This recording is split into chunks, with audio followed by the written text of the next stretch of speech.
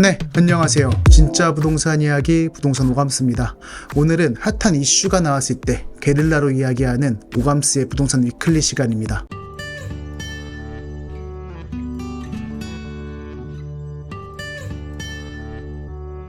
오늘은 좀 금리에 대해서 이야기를 해볼 텐데요. 이미 집이 있으신 분들은 주담대 금리가 언제 떨어질까 그게 고민이실 것이고, 집을 사려는 분들도 금리 부담 때문에 나는 도대체 언제 집을 사야 하나가 고민이실 것입니다. 그래서 오늘은 미국은 언제 금리를 낮출까에 대해서 한번 이야기를 해보도록 하겠습니다. 우리나라 금리를 이야기하는데 왜 미국의 금리를 이야기하냐라고 말씀하신다면은 당연히 우리나라 기준 금리가 미국 금리에 영향을 받기 때문이죠. 미 연준이 금리를 낮출 거야 하는 말은 꽤 오래전부터 있어 왔습니다. 코로나 이후에 빅스텝으로 짧은 기간 엄청난 폭으로 금리를 올렸으니까 이제는 내릴 때도 되었다는 말이 나올 법도 하죠. 그런데 벌써 올해도 2분기가 거의 지나가고 있는데 금리 인하 소식은 강감무소식입니다. 마치 차일피일 미루는 것이 아니냐 하는 느낌마저 드는데, 코로나도 끝났고 이만하면 된 것 같은데 미국은 왜 금리를 내리지 않는 것일까요? 이걸 이해하려면은 우리 모두 다 알고 있는 아주 간단하고 심플한 경제 법칙인 수요와 공급만 이해하면 됩니다. 금리 이야기를 하다가 갑자기 웬 수요와 공급일까요? 이제부터 제가 알기 쉽게 이야기를 해보도록 하겠습니다. 기왕 경제 이야기가 나왔으니까 제가 여러분들한테 질문 하나를 하겠습니다. 여러분은 현재 우리나라가 경제 호황기라고 생각하시나요? 경제 침체기라고 생각하시나요? 보통 제가 이런 질문을 해보면요, 절반 이상은 경제 침체라고 대답을 합니다. 여러분들도 주위 사람들에게 한번 질문을 해보세요. 호황이라고 답하시는 분들은 상대적으로 적을 것입니다. 하지만 우리나라는 엄밀히 말하자면은 경계 호황기에 가깝습니다. 경제 성장률은 23년 말 기준 1.4%이고 코로나가 강타한 2020년을 제외하고는 근 10년간 마이너스 경제 성장률이 나온 적이 없습니다. 경제 성장률이 플러스이면 그 구성원인 나도 잘 살아야 하는 거 아닙니까? 하는 의문이 들기 시작하죠. 뭔가 이상하네. 내가 근 10년간 엄청 잘 살았던 적이 있었나? 이런 궁금증이 들지 않으세요? 물론 저성장이라고 경제가 침체다라고 이야기를 하실 수도 있겠지만 엄연히 말하자면은 마이너스는 아니라는 것이죠. 과거처럼 대세적인 성장은 아니지만 유지는 하고 있다. 사실 개발도상국이 아니고서야 대세적인 성장은 어렵긴 합니다. 하지만 경제 성장률이 플러스를 유지하고 있다는 점, 더불어 올해 한은에서는 내년 경제 성장률도 2.6% 정도로 작년보다 더 상승된 전망을 하고 있기도 하죠. 그래서 과거와 같은 대세 성장은 아니고 저성장이지만 아직까지는 플러스를 유지하고 있고, 오히려 내년에는 작년보다 상승을 예상하고 있다. 그러니 침체는 아니고 호황에 가깝다라고 볼 수 있겠습니다. 근데 난 작년이랑 똑같은데 경제 성장률은 더 개선된다고? 이쯤 되면은 경제 법칙 이런 어려운 건 잘 모르더라도 여러분이 보고 계신 이 그래프에 뭔가 음모가 있거나 뭔가 빠져 있다라고 느끼셔야 됩니다. 경제 성장률은 개선되는데 많은 사람들은 왜 경제 침체라고 느끼는 것일까요? 여기서 제가 그래프를 하나 더 해보겠습니다. 여러분, 이게 어떤 그래프일 것 같으세요? 이건 바로 물가 상승률 그래프입니다. 맞습니다. 여기에는 바로 소비 심리에 영향을 주는 물가에 대한 내용이 빠져 있었습니다. 경제가 아무리 성장을 하면 뭐합니까? 물가가 더 오르는데, 물가 상승률은 코로나 시점 대비 지속적으로 상승해 왔습니다. 그러니까 경제 성장률이 오르는 폭보다 물가 상승률이 오르는 폭이 더 컸다는 말이죠. 흔히 내 얼굴은 쥐꼬리만큼 오르는데 다른 건 더 올랐다라고 하는 말이 틀린 말이 아니라는 것입니다.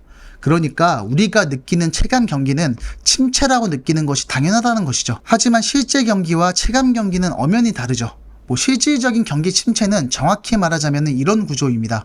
돈이 부족하다고 느낀 사람들이 소비를 줄이다 보니까 기업은 힘들어지고, 그러니까 기업은 고용을 줄이죠. 그러면 사람들은 더 힘들어지고 돈은 없고 소비를 줄이고, 이런 악순환이 계속될 때 경기 침체가 왔다고 이야기를 합니다. 그러면 반대 개념인 경기 호황은 이제 쉽죠. 돈이 여유가 있다고 느끼니까 사람들은 소비를 늘리고, 기업은 더 잘 되고, 고용은 늘어나고, 다시 풍족해지고, 또 소비를 늘리고, 이런 선순환이 계속될 때 경기 호황이라고 이야기를 하겠죠. 자, 그러면 이렇게 물가가 큰 폭으로 상승을 하는 상황이 정말 경기 침체일까요? 여러분이 미 연준 위원이라면은 이런 상황에서 금리를 올리시겠습니까? 내리시겠습니까? 이 질문에 답을 하려면은 우리가 모두가 잘 알고 있는 경제 원리인 수요와 공급의 법칙을 이해하고 있으면 됩니다. 어떤 경우에 물가가 상승할까요? 물가가 상승한다는 것은 공급이 적거나 수요는 많은 것을 의미합니다. 반대로 물가가 안정된다는 것은 공급이 많거나 수요가 적은 것을 의미하죠. 미국도 코로나 이후 물가가 상승하고 있습니다. 즉 공급이 부족하거나 수요가 많다는 의미입니다. 이 그래프는 어떨까요? 이것이 미국 국민들의 예금 잔고량입니다. 코로나 이후 미국은 어려운 국민들을 위해서 엄청난 규모의 유동성을 공급했습니다. 우리나라도 풀렸다고는 하지만 미국은 우리와 비교도 할 수 없을 정도로 엄청난 양의 돈이 시중에 풀렸다고 하죠. 개인에게 돈을 나눠줬다는 의미입니다. 바야흐로 유동성의 시대였습니다. 코로나19 직전인 지난 2019년 말 미국의 국내 총생산 GDP 대비 총통화 M2의 비율은 70.6%였던 것이 지난해 8월에는 사상 최고치인 94.4%로 치솟아서 8개월 만에 23.8포인트가 상승했다고 합니다. 금융위기 때 2008년 초 51%에서 2009년 말 사이 2년 동안 7% 오른 것과 비교하면은 상승폭이 3배가 넘는 수치입니다. 이는 미국 연방준비제도가 코로나19에 얼마나 과감하고 신속하게 대응했는지를 잘 알 수 있는 대목이죠. 그 영향으로 아직도 미국 유동성은 양호한 상태가 유지가 되고 있습니다. 이것은 미국의 잡 오프닝 지수입니다. 아직도 기업들은 고용을 원하고 있죠. 그 원인이 뭘까 상상을 해보자면은 코로나 때 희생되신 분들도 많았고 아이들이 학교에 가지 못하면서 휴직이나 퇴직을 하신 분들도 있었죠. 부유한 집 자녀들은 위험한 시기에 직장을 구하기보다 안전한 창업을 택하기도 했었을 것입니다. 이런저런 이유로 아직도 미국에는 일자리가 넘쳐납니다. 이렇게 풍부한 현금과 일자리로 사람들의 소비 심리는 여유로워지고 엔데믹이 되니까 그동안 눌려왔던 소비를 하기 시작합니다. 게다가 전쟁으로 인해서 물자 조달과 수송이 일부 어려워졌고 공급도 줄었습니다. 그래서 원자재 값도 당연히 올라갔죠. 이렇게 물가는 상승할 수밖에 없었습니다. 이러한 상황에서 물가를 안정시키려면 어떻게 해야 할까요? 아까 보셨듯이 수요를 안정시켜야 합니다. 수요를 안정시키는 방법은 사람들의 소비 심리를 위축시키거나 풀었던 유동성을 다시 거두어들이는 것입니다. 그렇다면 물가 상승기에는 금리를 상향해야 하겠죠.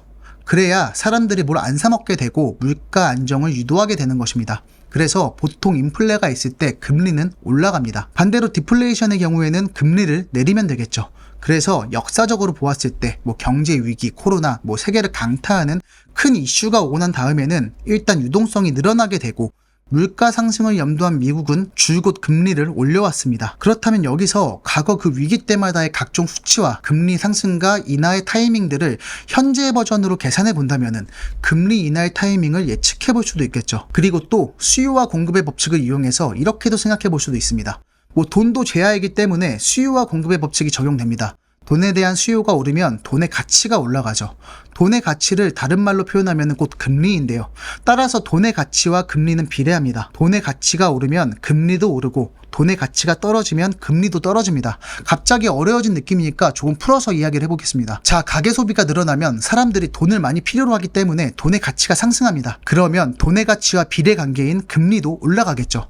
그래서 보통 경기 호황에는 금리가 오릅니다. 호황이 계속돼서 물가가 가파르게 상승하는 인플레가 오면은 돈의 가치는 떨어지게 됩니다. 예전에는 1원으로 빵 2개를 샀었는데 지금은 1원으로 빵을 1개밖에 살 수 없다면은 돈의 가치는 떨어진 것이라고 할 수 있죠. 돈을 빌려준 은행 입장에서는 돈의 가치가 떨어지는 것을 원치 않기 때문에 금리를 올려서 돈의 가치를 유지하려고 합니다. 그래서 보통 인플레 상황에서는 금리는 오릅니다. 자, 그럼 이쯤에서 다시 질문을 드려보겠습니다. 소비가 증가하고 물가가 계속 상승하는 현 시점 미국, 여러분이 미연준 의원이라면은 금리를 올리시겠습니까? 내리시겠습니까? 이제 답이 보이시죠? 얼마 전 실제로 미 연준에서는 물가가 잡히기 전, 즉 인플레가 잡히기 전까지 금리 하향 시점을 미룬다는 이야기를 했습니다. 많은 전문가들이 빨라도 올해 4분기 또는 내년 1분기에 소폭 금리 인하가 있을 것이라고 예측을 하고 있다고 하죠. 근데 결국 경기는 호황이고 물가를 안정적이게 할 수는 없냐라고 한다면은 이게 또 참 쉽지는 않습니다. 이론적으로는 기업이 돈을 많이 버는 만큼 늘어난 소비에 맞춰서 균형적인 가격으로 물량 공급을 해준다면은 이상적이겠지만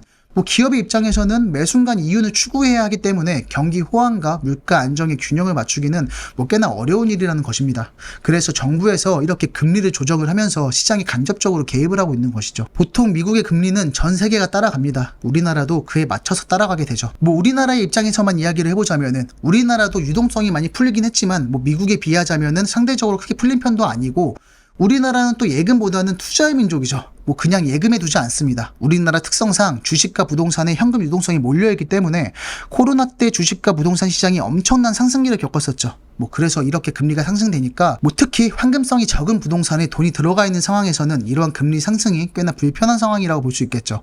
결국 우리나라 입장에서는 빠른 금리 인하가 필요한 시점입니다. 뭐 그러니까 이미 주담대를 받고 부동산을 구매하신 분이나 뭐 집이 필요해서 앞으로 기회를 보고 계신 분들, 이 모든 분들이 언제 금리가 내려갈까 궁금해 하실 것입니다. 뭐 그러니까 제가 말씀드린 내용들을 참고하셔서 소비가 줄었다, 뭐 공급이 풀렸다, 실업률이 증가했다, 물가가 잡혔다와 같은 금리 하향의 여러 시그널들을 포착하고 부동산 매도 타이밍을 잘 잡아보시기를 바라겠습니다.